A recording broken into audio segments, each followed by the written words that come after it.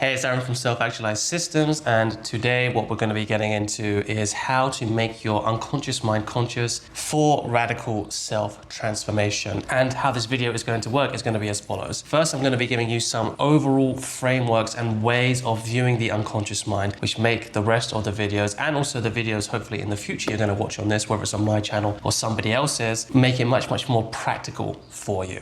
Because there's a lot of nonsense about the unconscious mind. There's a lot of things which I don't think is quite helpful. And if you have these key frameworks ingrained in you to begin with, then you can take what's useful and leave what isn't useful, and you're no longer confused about what's the stuff I should follow and what's the stuff I shouldn't. And then we're going to be getting into 3 rock-solid practices about how to actually develop this skill, and also cover a question which isn't addressed in the title of this video, which is what do we do once we make the unconscious mind conscious. Then, with these 3 practices, we're going to have an overarching conclusion to give you the most practical steps forward. So for now, we're going to be focusing on the frameworks. And the framework of how I want you to view the unconscious mind is as follows. All the unconscious mind is wherever our conscious awareness is not. It's that simple, okay? This is the cornerstone of how the rest of this video is going to play out. This is the foundation upon which everything else is going to grow. It doesn't sound sexy, it doesn't sound fun, it doesn't sound like mystical or magical, or the unconscious mind is this super powerful thing. It can be all of those things. However, this is the most important framework to ingrain into your psychology. And the reason why is because once we have this definition, we're no longer saying all of this magical stuff about the unconscious mind. The reason why that's so dangerous is because once we make the unconscious mind mystical, once we make the unconscious mind magical, once we make it something that it isn't, and it replaces God in our theology of mind and our ecology of mind, when it replaces all of that kind of stuff, then the way we interact with it is very reverent. It's very, wow, oh my God, this is so powerful, this is amazing, which can be useful for some transformation because maybe it can give us courage or it can give us motivation, all of this cool stuff that theology and religion does for us. However, it can also hold us back because the unconscious mind, as you're going to see in this video, is full of everything. How the way I want you to view it is like a pool of wisdom. It's like an ever-flowing stream. And the same way that you can kind of say that the stream is beautiful and it's very powerful, and in some ways you can look at it and gaze on it and meditate on it, and it can be really beautiful and wisdom-inducing, you wouldn't ever call it intelligent. And that's what the unconscious mind, it isn't ever intelligent. It has a lot of wisdom, has a lot of potential for all of that kind of good stuff, for power, for change, holds all of our knowledge and all of the stuff that we've learned over the years. But we are the skillful practitioner that has to interact with it. Okay, so this is the first framework. The second thing is probably some of you, or you know somebody who has made the unconscious mind conscious with drug use.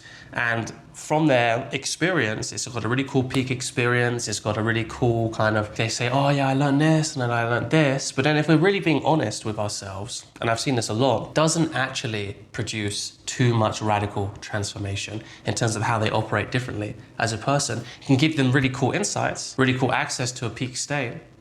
But when it comes to actual transformational change, a lot of the time they still have the same fears as they had, still the same attachment issues, still have the same relationship maybe with their parents or friends, right? They have all this same stuff. And the reason why I'm bringing this up is not just to shit on drug use, right?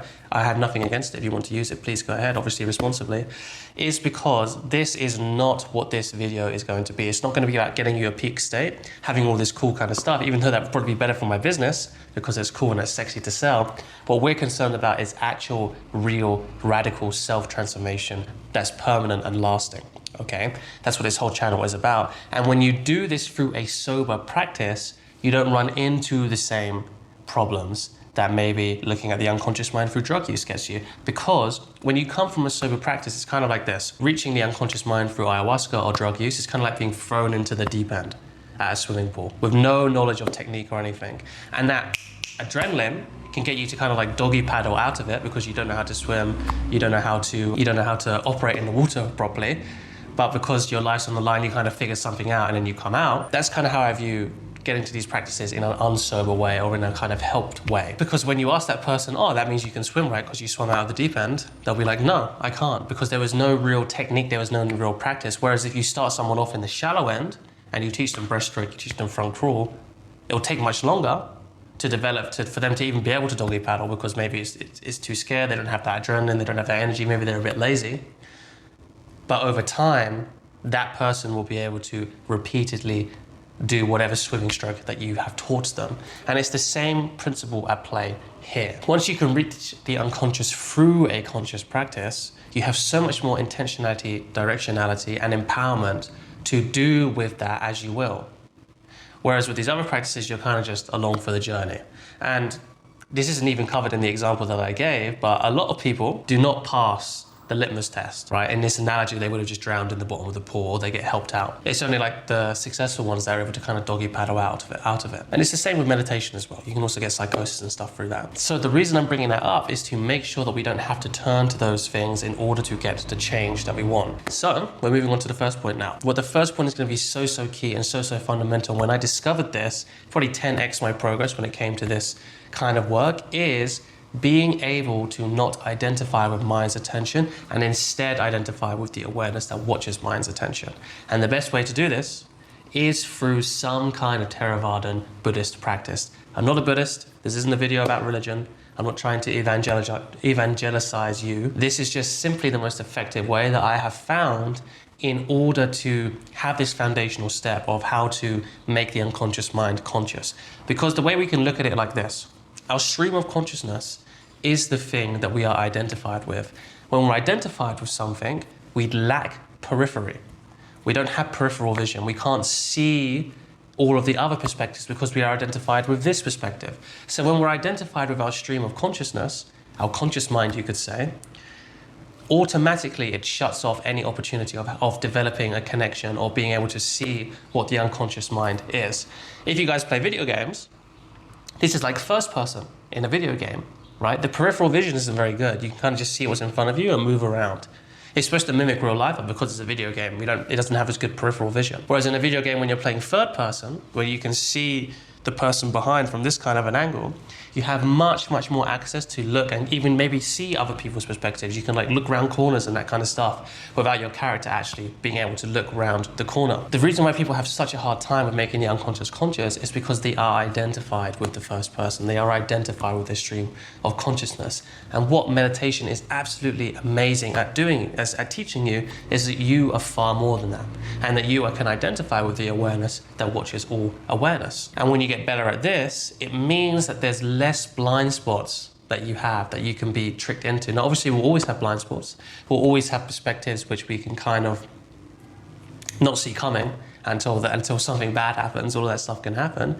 But this is absolutely amazing for teaching us that we do not have to be identified with the stream of consciousness. So a little trick that you can do for those of you who haven't done a practice, or you want to do a practice but obviously you want to watch the rest of this video, is you can do this. Every time you just kind of catch yourself just wandering around being mindless, or you're in a thought pattern and you want to kind of see what's actually coming up, you can do a spatial metaphor in your mind, because we organize through time and space metaphors are much more powerful than time metaphors for us, because we organize through spatial metaphors first when we're growing up. That's why we say expressions like middle of the week, I need to take a step back. These don't actually make any sense, but they make sense to us because we organize through the concept of space. Well, next time you kind of feel the urge to explore what is actually unconsciously behind this, okay? Like you get that urge, I want you to close your eyes and literally take a step back in your mind. It sounds so stupidly simple, but what it will do is it forces you to look back on yourself. And every single time you look back on yourself, this is called being meta, M-E-T-A, is it makes you look at perspectives which you haven't looked at before. It invites blind spots into the open. It invites the unconscious mind, conscience, okay? Now, this is just a quick kind of trick or hack that you can do. What's really going to get you this progress is by doing those meditation sits. I recommend Tranquil Wisdom Insight Meditation or Vipassana Body Scan Meditation. They're the easiest to get into, they're the most pleasant to be in, and they're the most simple to understand, and they teach you this open awareness very well. Because this open awareness principle is going to be the foundation of which these next two principles are going to be. Because if we can't disidentify with the stream of consciousness, it means that we can't look at the unconscious mind. And if we do look at the unconscious mind, it's on the unconscious mind's terms, not on our terms, which will be detrimental to our practice because we have less intentionality and we have less directionality about how we want to do our transformation. So the second point, now we can kind of get our heads around how we can make the unconscious mind conscious, is the point that I alluded to at the start of this video, which is That's not enough. That's not enough when it comes to healing and wanting radical self-transformation. What we need to do is actually understand how to view and interact with the unconscious mind. And it's through these concepts of shadows or unconscious beliefs, unconscious limiting beliefs, which is probably why a lot of you clicked on this video. Once we make the unconscious mind conscious, yes, just by seeing through wisdom and compassion, a lot of things can change like that because we're no longer unconsciously trapped in our patterns. However, what you'll find is a lot of the time you'll be consciously trapped in these patterns now, which can actually seem a lot more painful, which is why it's kept in the unconscious. Why certain patterns are kept in the unconscious is because it might be very confronting and very painful for us to see how exactly we are messing up our lives, whether it's our fault or not, okay? Which is why they stay in the unconscious mind. So if you do this practice properly, you could actually be feeling a little bit more pain. Don't worry about that because we're gonna get into it now. We need to know what is causing these patterns to be stuck, which means we need to know the distinction between a projection, between an introjection, and between a split ego state. A projection is when we have an insecurity or we think something about ourselves that we don't like. And because we don't like that, we don't want to own it because that means we have to take responsibility for it. So what do we do instead? We project it onto something or someone else. An example of this is, let's say I'm not confident as a person and I see somebody who is acting confident. Because I don't like the fact I'm not confident, I will interpret that confidence as arrogance because there's something that I don't like. You see how it's something that I don't like? But the trigger is something outside that I know I don't like about myself. Instead of taking responsibility for that, like, wow, that person's so confident, maybe I can ask her something or ask him something and maybe I can just be around them a bit more, or I can just be appreciative for it or whatever. No, I get triggered, I don't like it, that's arrogant. That's a projection. Introjection comes from the same place as a projection. Usually a projection is sitting on top of an introjection. So once we heal and move through that, there's an introjection that's left. And the introjection is the actual insecurity itself. What is causing me to not be confident? What is causing me to doubt myself? What is causing me to not believe in myself? Now, it's not as clean cut as there's a single incident. Sometimes there is. Sometimes there really is a formative experience where maybe we thought our mum was someone else, we ran up to give them a hug and then they turned around and it was someone else and we all got laughed at. Boom. Maybe it got created then. But more often than not, it's a time period where we got told the same thing over and over again. Not in the same way, or it got demonstrated to us, or it was a cultural thing that got interjected onto us. With this, it's very, very important. This is why I said at the beginning, we don't want to make the unconscious mind mystical. We don't want to make it something which it isn't. Because if the unconscious mind is being formed by something like this, like by a shadow, then the advice that's going to be given is going to be given through that perspective. Which means if we just took it as this is like mystical, this is magical, it has so much intelligence, it would actually lead to our lives becoming not the best, to put it mildly, because it's coming from an insecurity. And then the third thing you have to think about, which is the most complex and the most nuanced, is split ego state, okay? What a split ego state is, it's a part of us that was walled off and isolated from the rest of us for whatever reason, okay? And it didn't develop with the rest of us. So it's not an introject. It's not a lack of belief. It's not like a real, like a belief we took on from something else. It's a part which maybe doesn't feel confident, doesn't feel loved, usually doesn't feel loved, and we have to integrate that back. So the healing process of each projection is, I have to re-own it. I have to take responsibility. It's not because this person is arrogant, it's because I actually have an insecurity around confident people because I am not confident. It's a projection re-owning. Introjection is, well, where did that come from and how did it get there? It came from just learning from my parents over time when I started to become more conscious. 3 to 6 years old. I just saw that they weren't very confident, and then whenever they would see somebody who was like that, they would also try and put them down. The healing process for that is giving that belief back to your parents. And then for a split ego state, like I said, the most nuanced, the most complex, the most in-depth, we have to integrate that perspective back. We either have to help it grow up, or we can say that we can take that responsibility, whatever responsibility it's holding on to, because if it's split off than us and it has a responsibility, that's when it causes the most disturbance. Like, let's say there's a 5-year-old part in charge of trying to make money in our career. It's not going to go very well, is it? So we have to take that responsibility back from it and then we can integrate it. It's not always like that, but that's a very common archetype that I'm going to give you here. And we have to accept it, we have to love it unconditionally, and we have to accept it back into ourselves, but not necessarily from an equal footing. The same way that a 5-year-old child is technically an equal to us, it's not equal in the hierarchy of decision making. So when we integrate it, we need to make sure that it's integrated in that hierarchy. Like I said, this is the most complex. So something for you to just play around with, explore.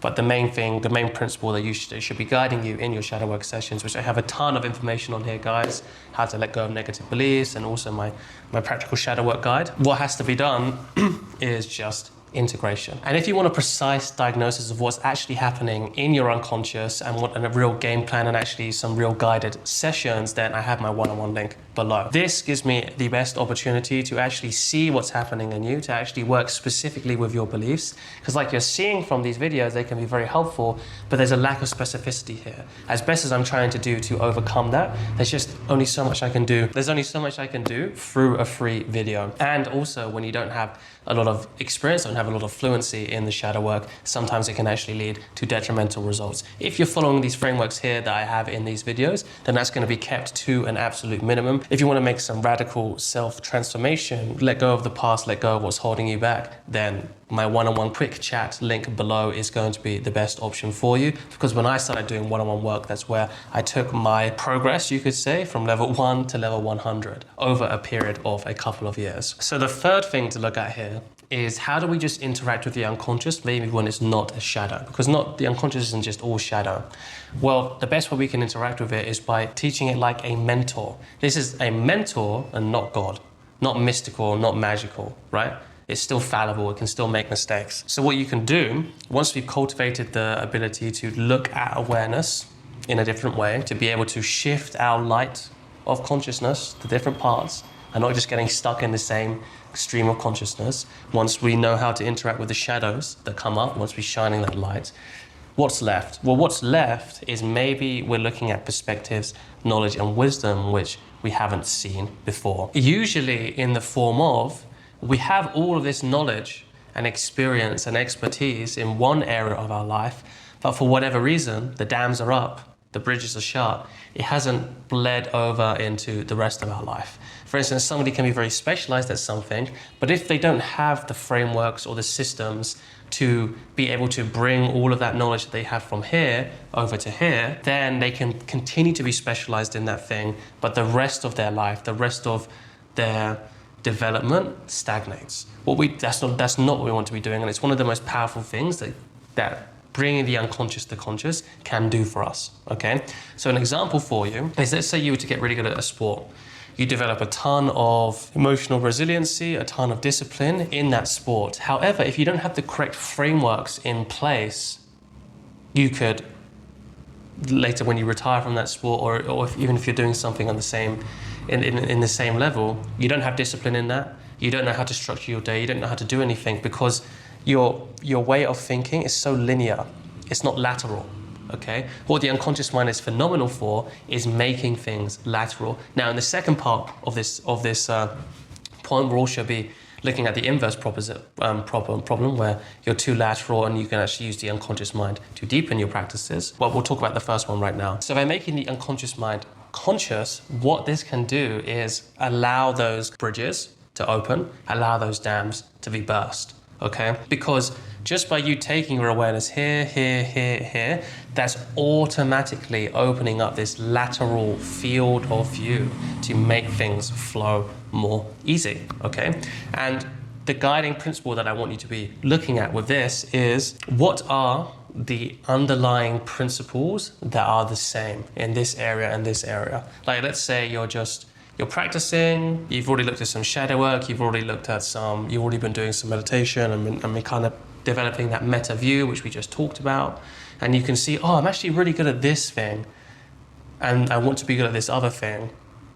How do I make those things come together? Well, you ask yourself, what are the underlying principles that they have in common? And what this will do is open up those dams. Now, what I said before is, if we're thinking too laterally and we haven't actually developed the most maturity of a skill, so this is more horizontal development in an actual skill itself, Like, let's say we're good at a lot of different things, but we want to be better at one specific thing, okay? We can do the exact same thing, but opposite. We can say, okay, so I'm good at this thing, I'm good at this thing, I'm good at this thing. How can and I want to get, or I'm good at this thing, and this thing, and I want to get better at this thing. What are the principles that are different in these things that I can apply to this, which I haven't already applied to? So an example would be, let's say, got a pretty good job, I'm pretty good at this sport, and I'm pretty good at being well liked by people. But what I actually want to do is get more opportunities in this sport, in this competition. Well, maybe I'm just looking at this sport and competition like a sport and competition,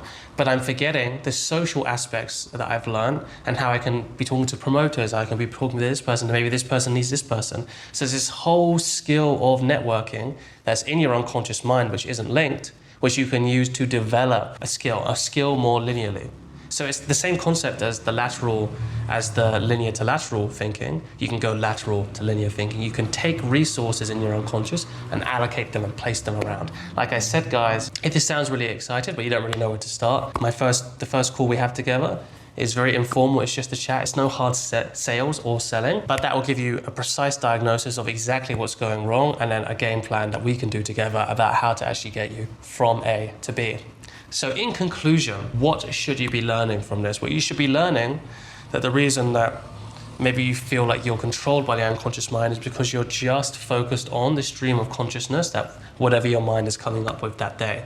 So if we use these mindfulness practices, if we use that quick little hack that I told you, it gets you out of that stream, even just momentarily, which allows you to direct your attention in whatever way you want to go. And then from that direction of it, that direction of attention, you can go either the shadow work route, where you can see and interact with shadows efficiently, or you can use the resource stating point, which I just made before, which you can start to link things together, or from all of these things that are now linked together, start to see how you can put all of your eggs into one basket, so to speak.